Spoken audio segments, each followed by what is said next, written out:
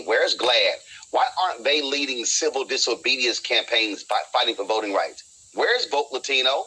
Where's LULAC? Where's La Raza? Why aren't Latino groups standing up? Where are white progressives? Where are all of those white Americans who were taken to the streets last year fighting for George Floyd, not coming back saying the George Floyd Justice Act? So let me ask you about this. This is a very interesting question that you raised. One of the things about George Floyd, you and I talked about it. You and I have been talking about this for years. We talked about it in Ferguson. One of the things about George Floyd was that people saw something happening that they had heard about and didn't fully believe. And once they saw it, they took to the street. The allies took to the street. Is it because this is nebulous? Because it's not clear how this actually affects people? No, it's not. It's very clear. The problem is they simply see this as a black thing as opposed to an American thing. You have had Republican clerks who have been on record as saying they have moved early voting locations off of college campuses to places further out to keep people because they do not like the number of college students voting. Those are white voters. It happened in Wisconsin. Not a lot of black folks, okay? It's happened in North Carolina and other states. I have been saying for years to young white voters, voter suppression affects you. What they're doing in Texas, they are angry that they've been losing the suburbs in Texas. And so they're targeting Harris County, Houston, Dallas County, Bexar County, San Antonio, also Travis County and Austin. Guess what? A lot of white folks living in the suburbs. And so I need white America to realize this is not just a black thing. So what's the way... This should be Freedom Summer 2.0.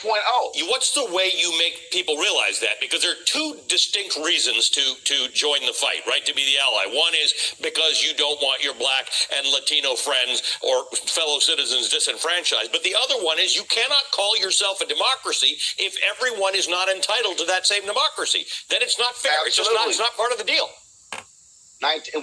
When Congresswoman Barbara Jordan, my sister from Texas, the first black woman elected from the South since Reconstruction, gave her Watergate speech, this is what she said.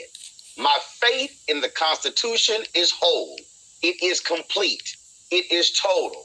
And then she said that she was not going to stand by and allow for the diminution, the destruction, and the subversion of the Constitution. What we see now is the perversion of the Constitution. And we have far too many people who are being silent. And so part of the problem, Allie, is when you only see black folks protesting, you only see black folks writing letters, those civil rights groups. You need to have people who are public.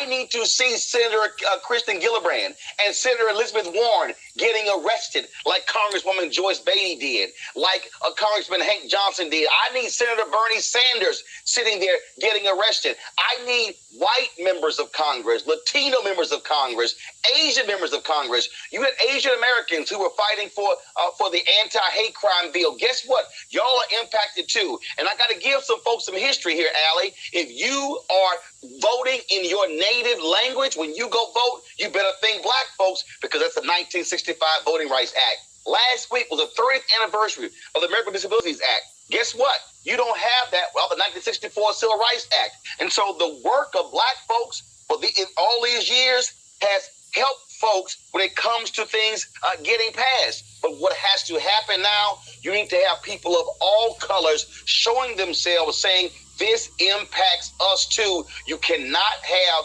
just black folks protesting. That's what Reverend Barber's doing, the Poor People's Campaign. I'll be in Texas beginning on Tuesday for the March for Democracy in Texas. We'll be live.